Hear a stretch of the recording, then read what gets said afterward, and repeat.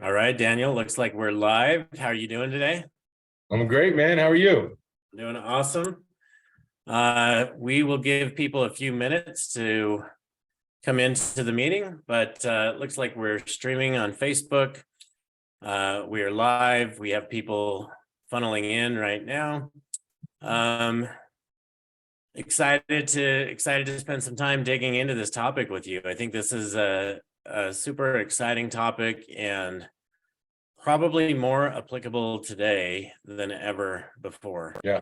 As it's just critical that people figure out how to get more money per transaction. So, as you know, CSU's got a big focus on helping make sure that people get more money per transaction. We'll talk a little bit about that.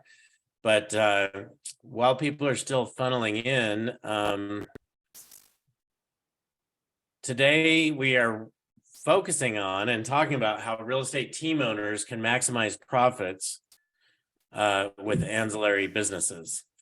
And so, as close as I am to that, my wife runs a team here in Salt Lake City or Salt Lake, Davis County, and Utah County here in Utah. And she started a title company a few years ago as a JV with a company called Vanguard. That company was then bought by Fidelity. And so she's now in business with Fidelity. But it's actually been a great thing for her. I'm excited to dig in with you, Daniel, because you have proven to really go above and beyond in this area. So before we get started, everybody, it looks like we have people in. We're going to get started.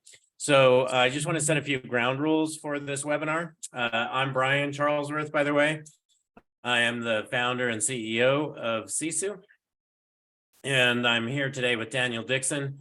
Daniel runs the Dixon team in Colorado, also has a KW brokerage, also has a bunch of ancillary businesses, which we'll dive into. So Daniel, anything you want to add to that? No, I think we'll dive into the ancillaries, and I think it's big on making more money so we can donate more money, so we can help more people, so we can influence more people, and all of those fun things. So this is something I'm incredibly passionate about. This is I love real estate, and I love creating more additional opportunities off the same things that we do as agents, because we really make this whole industry go. Yeah, exactly. So you guys, we are going to dive in, but I just want to set a few ground rules here. So the CSU team is going to be in the background in the chat. I see Frank is in there now.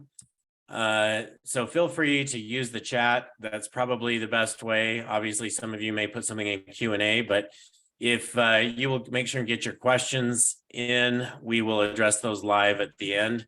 We're gonna have this run 30 to 40 minutes, and then we will dive into Q&A live with Daniel. So to tee this up, so my wife Spring was in Brett Tanner's training, and Daniel was in that, and so I got to experience a little bit of Spring's perspective on Daniel as Brett Tanner was talking about I think this was around 4 or 5 years ago.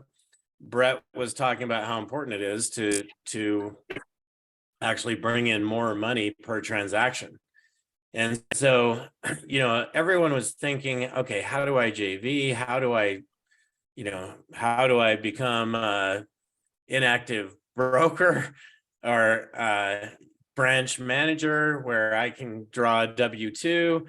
So, there's all kinds of stuff happening out there in mortgage and title. And Daniel took this bull by the horns and said, hey, I'm just going to go build my own mortgage company.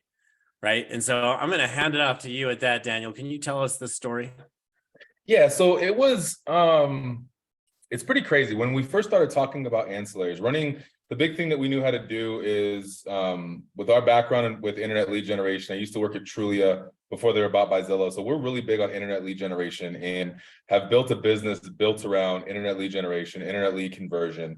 And as our team continued to sell more and more houses. As we're going through P&Ls with Brett's like, all right, dude, we got to start working on some ancillaries. That's how I used to call it, ancillary income. And so the first thing he told me to do is like, we got to start monetizing title. And I'm like, Brett, why would we do that? Like, there's the title company only charges $350 as a closing fee. Why do I want to do that? And he's like, no, policies being written on every transaction. And when you look at the lender policy on every transaction and the homeowner's policy on every transaction, at our price point, we were looking at $2,500 to $3,000 per transaction that we're giving the title company. So then I went out and started creating, had the conversations about creating a JV in the title space to be able to monetize some of that. And that was working well, and we were making a couple bucks doing it. And then as we started to continue to grow, we could never find a lender that would fully be able to support our business at a high level. And it was constant frustrations with lenders. It was constant, one lender is working with 15, 20 other real estate agents because they want to keep their pipelines going as well. So our leads would never had like a crazy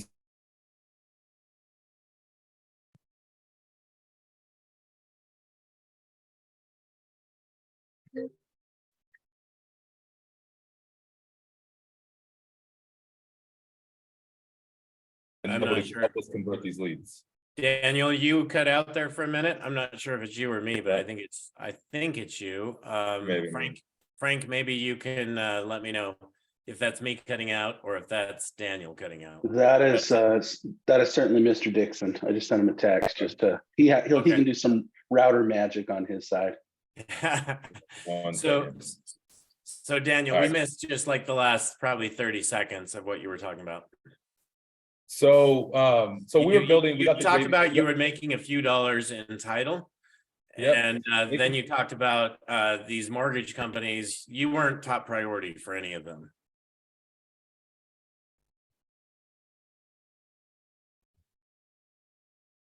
So, are you hearing me, Daniel?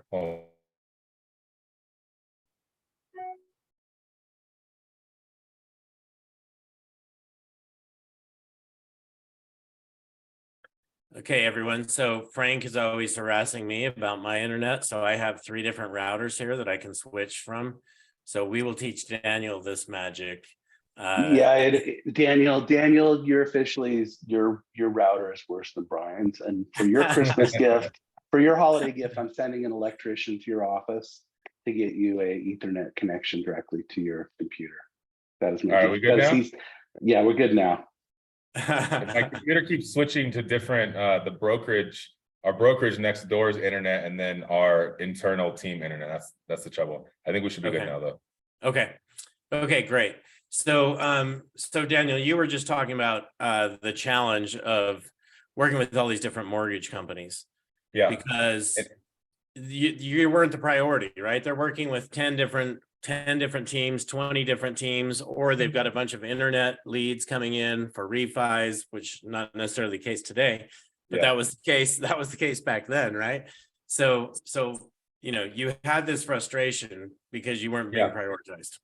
Because we weren't being prioritized, and then it's with me being out of production and leading our group, if our lenders are not available, and these are the partnerships that I've created and the lead that have been nurturing for the last 2 months, it gets on the phone and we're ready to go, and we can't get a lender to actually pull credit and work the deal, then we're affecting our lead conversion metrics as well. And so just continue to be that frustration. I was like, you know what, instead of scolding my lending partner or firing him every few months, what now if we just what would happen if we just created our own thing? So my background before the market crashed, I used to do mortgages for a company called LendingTree in California. And so I was originating loans all over the country, and I knew about loans. Dodd-Frank changed a lot of things, but then it was like, you know what, let me just go get my mortgage license, and then we can just originate some of our own stuff and then figure out how we build our own mortgage company. And the funny thing about that, Brian, my NMLS ID number is 8017, which is insane because all the NMLS IDs now are like 5, 6, 8 characters. So it's pretty funny. You have one clear back from when you were at LendingTree still today?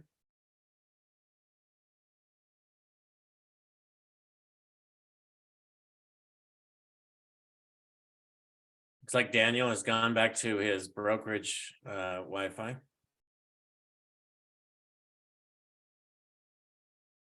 Sorry, Brian, you there again? Yeah, you're back. My bad. So yeah, you so were I had a saying phone- you were saying you had this 80, what's your ID and MLS ID? 8017. 8017. So is that back from the days that you were at Lending Tree? Yeah. Okay. So yeah, I had no idea you actually were at Lending Tree. So that explains Yeah. why you were willing to take this on and just go build your own business. So you dive in and say, hey, let's just try to do this on our own. And like, what were the challenges of that? Because I don't know another team that has said, we're just going to go do this on our own. Like, we're not going to do a JV. We're not going to partner with anybody. We're just going to take this and do it on our own. So, but you had experience as an LO. So now I understand more so why you're willing to do that. I had the experiences at LO, and even just trying to be creative with some of the deals that we have with the loan officers that we were partnered with was like, hey, have we thought about paying off debt? Have we thought about a gift? Have we thought about some of these additional outside the box ways to get our deals done? Because a lot of the leads that we produce are your first time home buyers, it's your down payment assistance. And unfortunately, a lot of lenders don't want to work with those clients. They don't want to do the FHA loans that might be a little bit more challenging deal to get done. And from a real estate perspective, we're like, hey, I don't care if it's FHA 3.5% down or they're putting 70% down. The commission for me is still the exact same. And so created this. I was going to say, that's one of the things I've noticed is there are a lot of lenders out there that don't necessarily want to work with first-time homeowners. And if you look at your typical real estate team, with them bringing in a bunch of Zillow leads and Op City leads and, you know, whatever leads, Google leads, you're getting a lot of first-time homeowners as clients. So there are some lenders that, you know, they're not going to prioritize that because they don't really care about that business. They don't necessarily want that business because it's not their avatar, right? It's not who they want to work with. Well, I created this, the mindset that I've always had is, you know what, we're going to have, if there's a deal to get done, I want the deal done. I don't care if the person has a 615 credit score and we got to do a little bit of credit repair and all of the things. The loans that I did back in the day were not these paper prime borrowers. And myself, when I went on my first journey of buying my first home, I had like a 415, 430 credit score.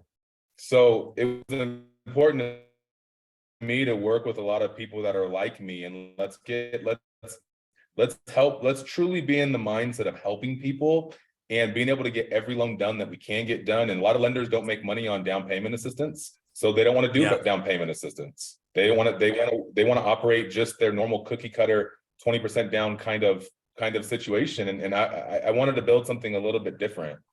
And so we went on that journey to create to go get licensed again, connect with a company, start working the process on originating our own loans.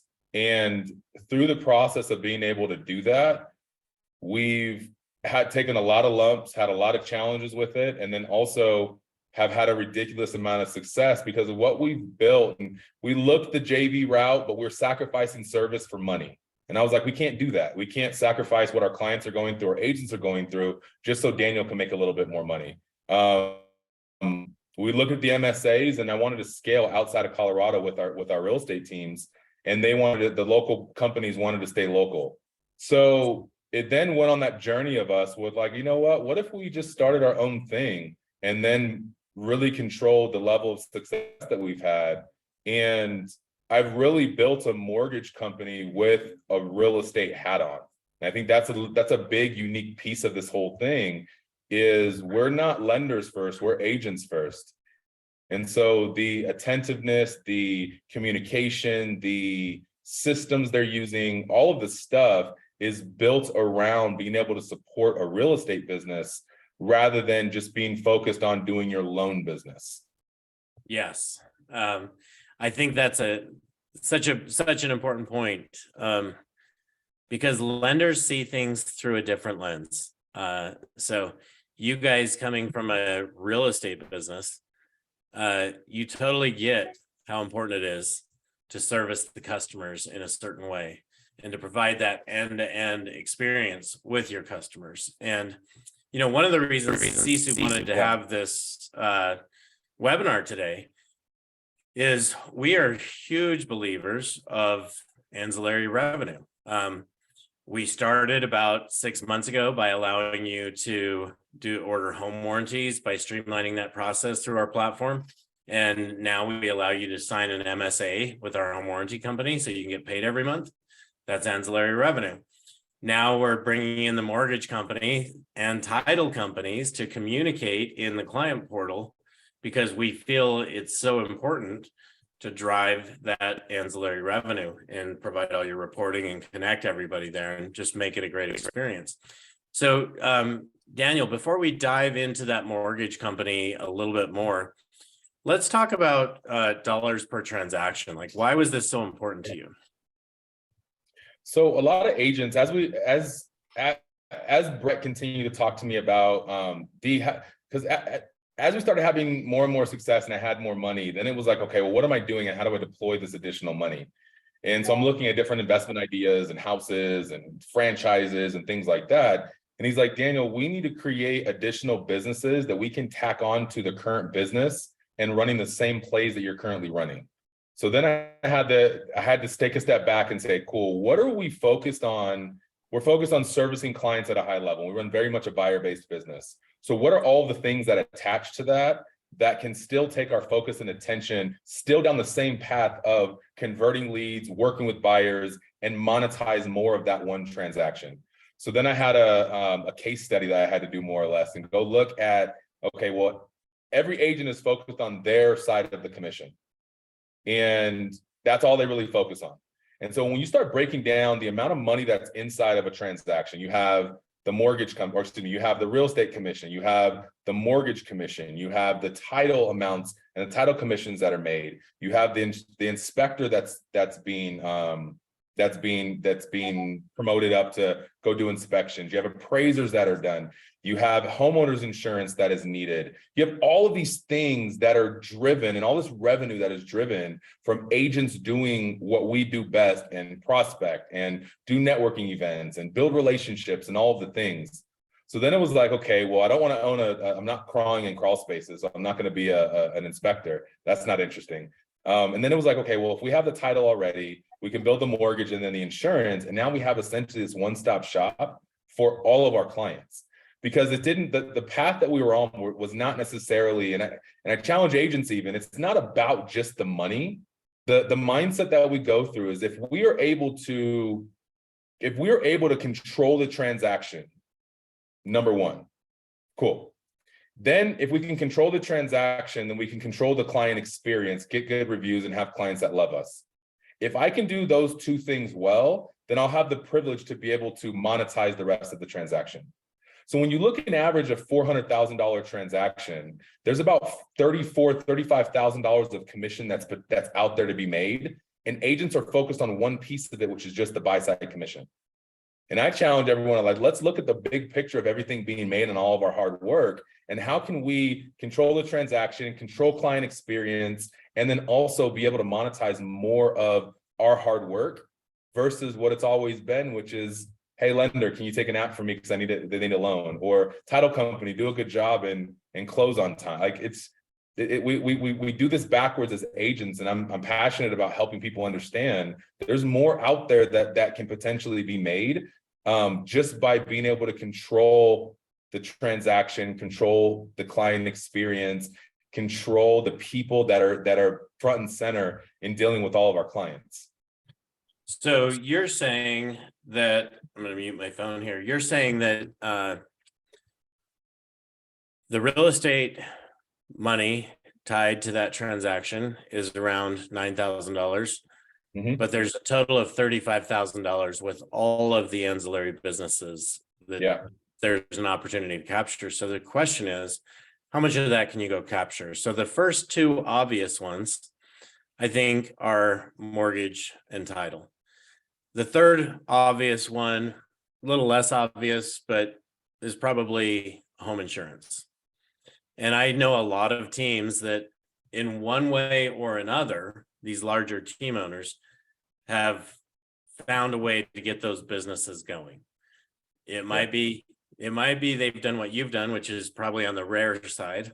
In most cases, they're doing a JV or even acting as an inactive branch manager that's taking a W-2. So what are the risks of all this?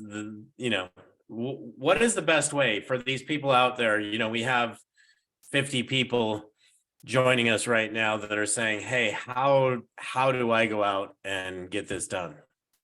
So there's really three buckets. You have your MSA, which a lot of lenders right now have pulled out of their MSA agreements with agents because they don't think they can afford them anymore because their refi pipelines have completely dried up. So, and then purchase transactions have dried up a little bit. So you have the MSA, which is a marketing service agreement. I'm going to work as an agent with a lender. We're going to share some of the marketing costs, and we're going to go do this thing together collectively. It's difficult to maximize that relationship because it's difficult to be able to control the transaction or control the referral. Then you have this next bucket, which is the JV route. And the JV route works for a lot for agents because they don't have to go get their hands dirty and understanding the mortgage side of a lot of these things. But for most JVs out there, and the reason I had trouble with it is because the JV relationship, they're not agent focused. They are just sitting here collecting apps, and they're not doing a high level of service. Or you're hiring somebody that's a brand new loan officer and you're paying them peanuts, and you're not understanding what's around every corner, which then affects the client experience. And so the JV route works, and it's easy for agents to plug and play, but you're oftentimes sacrificing that service to your client because you don't have experience behind you in that JV relationship. And then you have this other bucket of going and building the entire thing, starting over, hiring your people, building your relationships, and so on. In between some of those, you have this thing of becoming a branch manager. A lot of agents, it's like a hot topic right now, becoming a non-producing branch manager and working for the mortgage company and then being able to get paid on loans that are completed. When I thought about doing that as well through my attorney, he goes, Daniel, this is an incredible amount of risk unless you are doing what a branch manager does: pipeline reviews, auditing files, helping LOs convert leads, convert applications in the systems, really being a leader and a true branch manager. You're going to run into a lot of risk in the case of an audit and the CFPB complaint or anything like that, that it is a roundabout way that you're getting a kickback. And so that, in my opinion, is the riskiest thing that a lot of agents are doing right now. And I would challenge it and say, go run that by an attorney and make sure that you have some legs to stand on in case of an audit, because the CFPB is getting bigger. The IRS they hired a whole bunch more people. Like the thought is they're going to start cracking down and making examples of these roundabout ways to monetize this piece. So I think the best way is go start your own thing. I don't even think that's the best way. That's a very difficult thing. I think a JV model is the best way to do it at scale, so long as you're not sacrificing that service for your clients and for your agents. Because if your agents as a team owner lose confidence in the loan officer they're working with, then it's a moot point and we're not going to be able to control the referral anyway. So what's the best thing I can do to make sure I don't lack service? It seems to me, I've talked to so many people who are trying to get this done or have gotten this done or trying, whatever stage they're at. It seems to me like the hardest, maybe it's not the hardest, but the most important thing you really nail is getting the right LO, the right people supporting your business. Yeah. Because if they don't understand the quality of service that you expect, it's not going to work. Correct. And I think there's obviously questions we can be asking the loan officers and experience levels and things like that. But oftentimes agents get blinded by the amount of money they can make. And so a lot of these companies are just pitching performance to them. And here's how much you can make on the loans that you're already doing, and you're not getting enough money from your lender. And I think that's the mistake. We want to lead more with the high communication between buyer's agent, listing agent, and client, and making sure that the agents are not having to chase lenders. We've created a system of warm transfers that will allow you to we created a warm transfer process through COVID that allows our agents at any time from 8 a.m. to 8 p.m. calling a warm transfer number and having one of our loan officers being able to talk to the agent, talk to the client, take an app if needed, answer questions, and have that high level of service for them, because that's where this whole thing starts. Yeah. If we can control the transaction, control the experience, then we're gonna be lucky enough to be able to monetize the piece of it. But I think I would argue that the monetization piece is the last piece if you can go do the first two things right.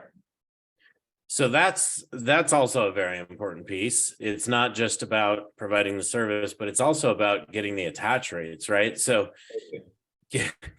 a big part of this, if you have a mortgage company, is you need to make sure you set the proper expectations with your agents that they need to, if you're the one providing them leads, they need to introduce or do these live warm transfers to the mortgage company. If you have a title company, you want to get those attach rates up. I've seen attach rates as high as 85% on mortgage teams that we work with that have mortgage companies. And I've seen 95% on title. So when you start adding that up, it has a massive impact. That being said, getting the attach rates to where they need to be is super important. And honestly, people who are not using Sisu don't know their attach rates. If you're using Sisu, it's super easy to just go to your reports, go to your vendor report, click on mortgage, click on title, pull up, see your conversion or your attach rates.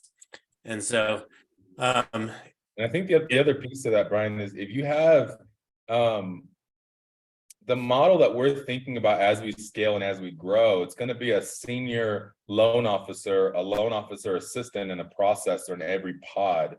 So whoever we partner with, whether it's a team, a big team, or a couple of teams, or it's our teams, as we expand, we have the main focus on that agent's business and only that agent's business. It's difficult for lenders because they want to try to service as much as possible to keep their funnels open so they get all the leads from all of the agents. But then you start understanding like priorities and, well, this is a 740 credit score, so I'm going to make sure I work with that client. And I told the person that has a bankruptcy over 2 years ago, I'll get back to them when we're losing that service. How can we create a solution that literally casts a larger net, but a localized and focused attention on converting this agent group's business at a really, really, really high level? Okay. So, people are probably out there going, okay, I've been thinking about doing this for 4 years. I've been thinking about doing this for 3 years. I want to do this now. I want to pull the trigger today. Like, Daniel, what were some of the challenges you faced when you went for this? Like, what does somebody need to be prepared for? If you go the last options, not the last option, but going and building your own company, I'm kind of a control freak, and I don't know that I would have done it any other way.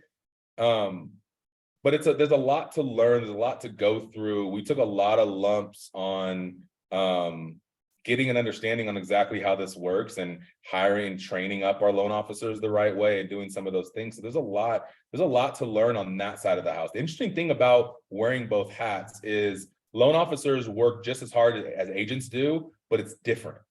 It's different attention to detail. It's different on the communication. It's different on pitching loan products and giving options to clients, where agents run really fast and they work really hard on being on the phones and being client facing and doing some of those additional things. So it's just different. The biggest challenges we have was getting our team to buy in to what I'm actually building. And so everything that we continue to go through always was agent first, because a lot of loan officers go LO first, and it's not LO first. It's servicing your agent at a really high level first and having a really good relationship with that agent, so they are confident to pitch their lending partner to their clients. You're going to be available. You're not going to make mistakes. You're an incredible person to work with. You're knowledgeable. You close on time. You close early, like all the things. And finding that rhythm and going through our lumps and taking all the learning that we did over the first couple of years and going that route to get to where we're at now, where we're ready for scale, was a lot to deal with. There's a lot of the biggest things with, if I was selling, it'd be a lot easier for me to protect, how I'm communicating these things, but I've got to go sell my agents on using our mortgage company. And I've got to go sell our mortgage company on having this massive, like really high level of service, even though we're in-house and they're sending the deals and we're keeping everything compliant and we're all working really hard together. We're all in the same boat together, but we've got to work really hard at the communication and the ease of use for both parties, because it's a tough thing to get agents to buy into what we're trying to create, and consumers go get credit cards and car loans and tool loans and all kinds of other weird stuff before closing and blow deals up that, is frustrating for everybody involved. Having sold real estate for about 18 months, I had a lot of experience where I was waiting for appraisals. I remember texting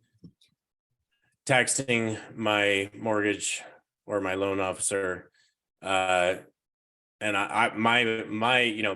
being an agent at the time, my mode was I'm going to text, I'm going to call, I'm going to get a hold of him, whereas my TC was emailing. And so there were all these different forms of communication going to that mortgage company, and then him having to get back to me, having to get back to her, having to get back to all these different people.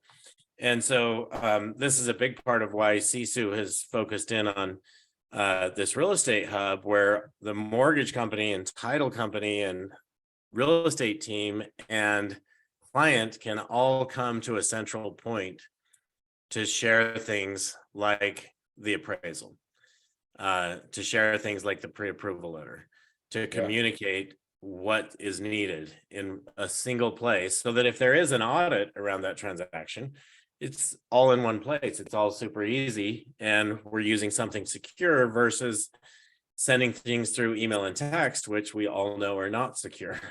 So anyway, this is a big piece. I mean, Daniel talks about communication, and I experienced that same thing, which is why Sisu is so focused on building that right now. And agents don't want to chase people for updates and answers. And being able to have one place where we can all communicate and do everything collectively together, get those updates, allows the agents to stay in their greatness zone and not asking a lender, where's my appraisal, but going and focusing on generating new business. That's what we don't want our agents chasing our third party people, our title company, our mortgage company, our insurance, like any of those things. We want them talking to more clients and getting more people to do business with. And I think that's where it slows a lot of agents down, is when you lack that communication and being able to streamline that communication, then you're playing phone tag, you're checking up on things, and it slows the agent down from being able to do what they do best, which is be front and center and talking to clients and generating new business. So Daniel, there's a question here that I want to address now. It says, is it not client first, then agent first? Could you break this down? Thank you. No, it definitely is, but you never get to the point of getting a client if you're not going to go continue with agent first. So what I'm talking about, it definitely is client first, and be able to create that, again, controlling the transaction and creating that client experience. But you've got to be giving in order to get the layups from the agents, you've got to be able to be delivering for the agents. You got to be able to deliver high communication, confidence in your process, competitive interest rates and fees for your clients, and so on. So I would say it's like 1A, 1B, if not 1A, 1A kind of thing. So you're right. It's not like we ignore the client or take advantage of any of those things. It's the fact that you've got to love on the agent before the agent gives you confidence on being able to give you a referral to allow you to start putting the client first. Yeah. Okay. So, Daniel, you've spent 4 years building up your business. I know that you have this vision of expanding across 50 locations over the next 4 years. I know that Sisu is talking to you about possibly accelerating that. But maybe just like share with us where you're at. Like, what is your vision of how you move this business forward? So when I first got licensed, we went the retail space, and we worked for a couple of smaller retail branches and kept having problems with corporate blow, rates that I don't control, and all of those things. So about a year and a half ago, we were making a decision, going with cross-country mortgage, going with New American Funding, or going in the broker space and being able to start our own business. And as we're evaluating that with our team and meeting with the people in these different companies, we made the choice to go the broker space because we do have over 200 lenders that we have access of products that we can do. But more importantly, we wanted the ability to build out JVs for agents to help agents monetize more of the transaction, have a better client experience, and then also be able to scale their businesses, because we built our mortgage company with the real estate hat on. It's very unique value add for a lot of people. So we went the broker space, so we had the ability to work with agents and partner with agents that's outside of just, hey, here's an MSA, let's share marketing. No, agents, let's own some stuff, let's create some additional wealth, and let's go build businesses together. So our vision, we have a couple of different, like not a couple of different visions, but our real estate team, we want to grow into 50 markets across the country. We're really heavy on internet lead generation, internet lead conversion. And I think that we want to keep agents in the lane of answering the phone, showing houses, writing contracts, and going to closing. Agents don't want to prospect so much anymore. They don't want to grind on the phones and do the things that I did 8 years ago when I first got licensed. So we want to build that. And I think that we can build that at scale because we can control conversion at the hub. We can then potentially give those referrals to our mortgage partners to get a fully pre-approved client out to our partner agents in these additional locations. And in the same breath, I want to create an opportunity for agents to be able to create more revenue for themselves for all of the hard work that they're doing. We make this industry go as agents. And a lot of the third-party services that we have to use to get a deal done, we have to stay RESPA compliant so we don't get kickbacks. And it's never a one-to-one kind of referral kind of situation. So how do we solve that? We own the company. So if we can build out JVs that have high level of service, high communication, and high availability for loan officers to service agents, we can help agents own some of these companies and then be able to monetize more of this as they grow and as they scale their businesses as well. So it's kind of twofold. It's Dixon Group growth, and then it's also First Step Home Loans and our JV kind of mindset growth as well. Okay.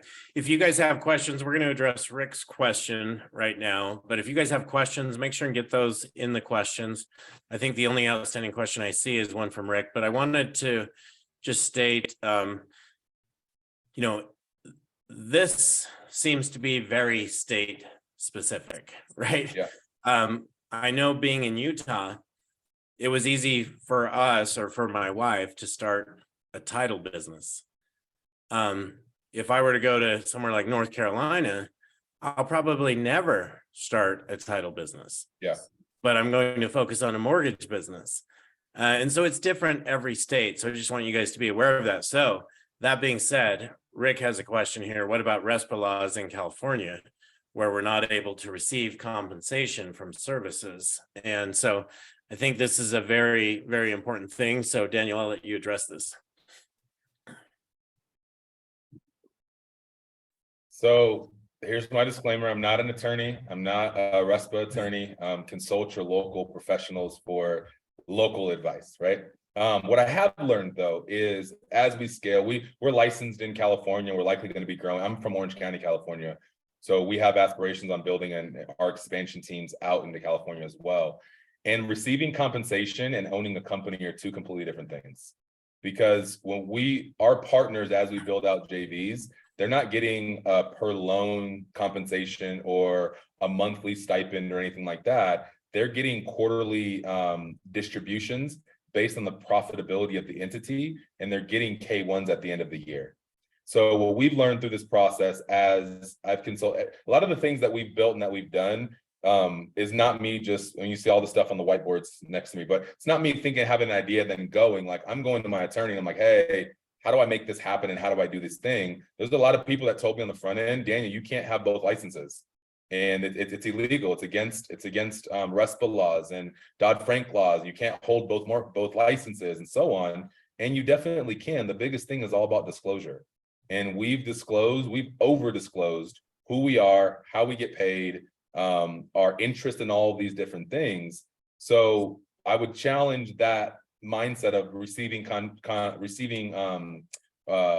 revenue from, and going to your attorney and saying, how do I do this? And if I own a piece of a company, it's okay for me to get it's okay for me to receive compensation from that scope of things, right?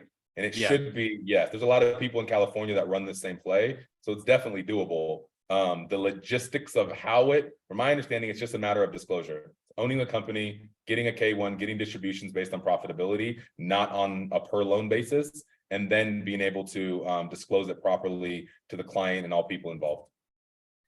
So yeah, I would add to that. I'm not an attorney either, but Rick, I would say, I see a lot of teams in California that actually have mortgage and title, or at least I know mortgage companies. Every state has laws that are going to prevent you from getting the evil word kickbacks, right? Yep. That is not a word you should ever mention in your business. Correct. But if you own a business and you're getting distributions as an owner, that's a different story. I think that's why Daniel said, hey, those who are non-producing branch managers, that's a little bit more risky. They're getting a W-2 as an employee, and then they're also taking down, like quarterly bonuses, which is different than distributions, and it's all taxed, right? So anyway, as Daniel said, Rick, I would recommend you go talk to a RESP attorney in California and say, this is what I want to do. How do we get there? Right. Yeah. And they'll help you get there. Correct. And I think a lot of times we're very focused on because you have a real estate license doesn't mean you can't own other businesses. Doesn't mean you can't own an inspection business. Doesn't mean you can't own an appraisal management company and some of these additional things. So it's a matter of how do we get this done?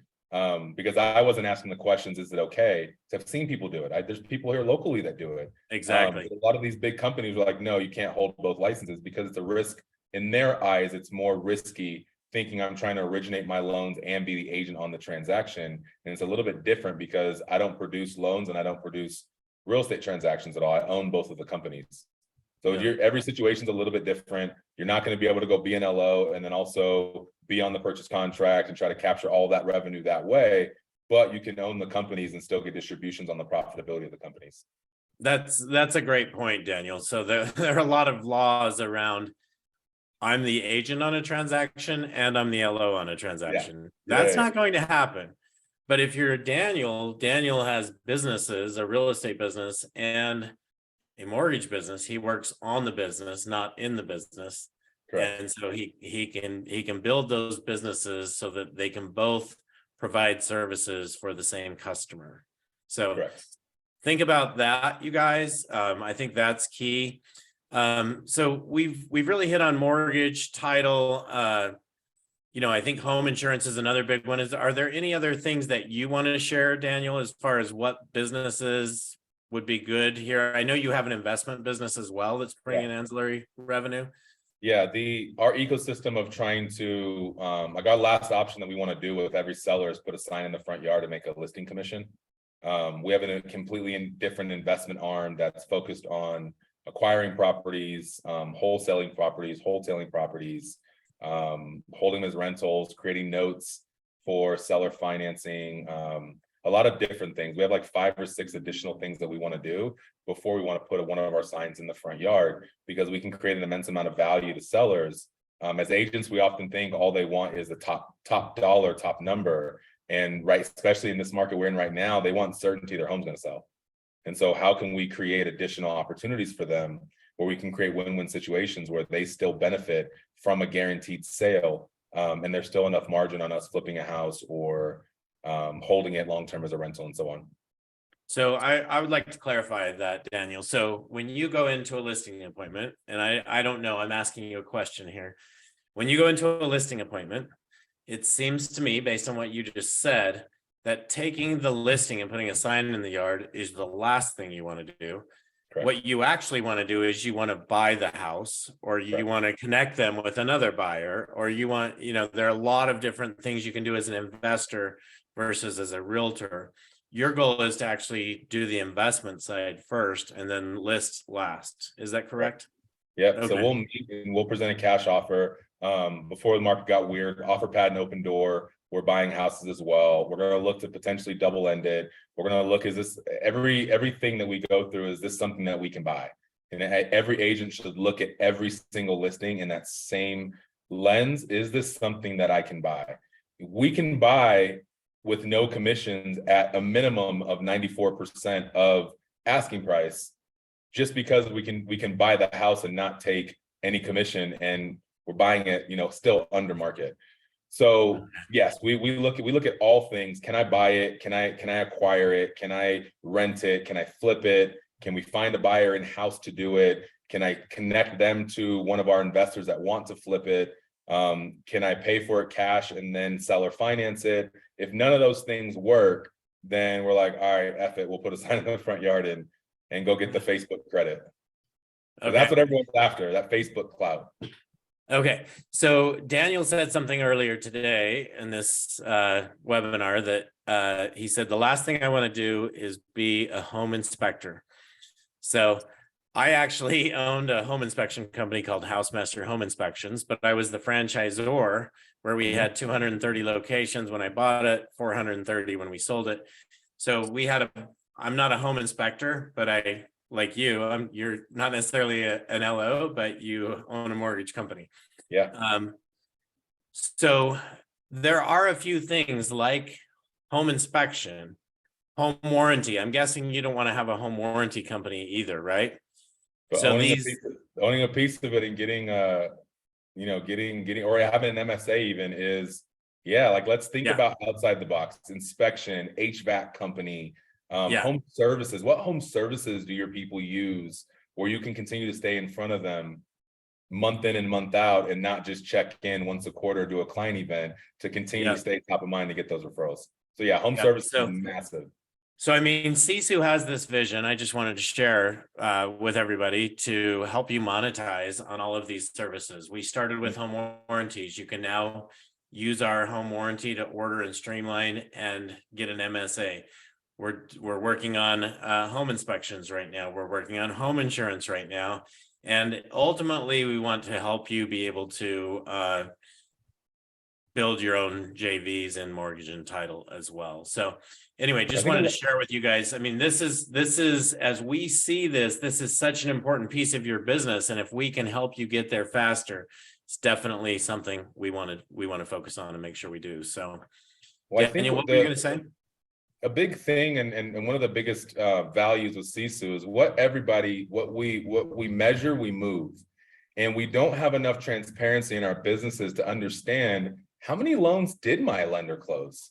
How many home warranties did I send to that company? How many title policies went to this title company? And Sisu solved that by being able to go in and customize where those deals went. Because when you do it and then you track it and then you look at it, you go, oh, wow, my lender closed 5 million last month. My lender closed 5 million last quarter, and I'm on a $500 a month MSA with them. We got to have some conversations about it. But if we don't have awareness around what's happening, it's going to be hard to create the change or open the conversations around. I'm doing a lot. I want to do a little bit more to be able to help your business grow, but also be able to help my business grow. The more money we have as agents, the more we can invest in marketing and events and things like that to create more opportunities for everybody else that goes downstream and makes a living out of this.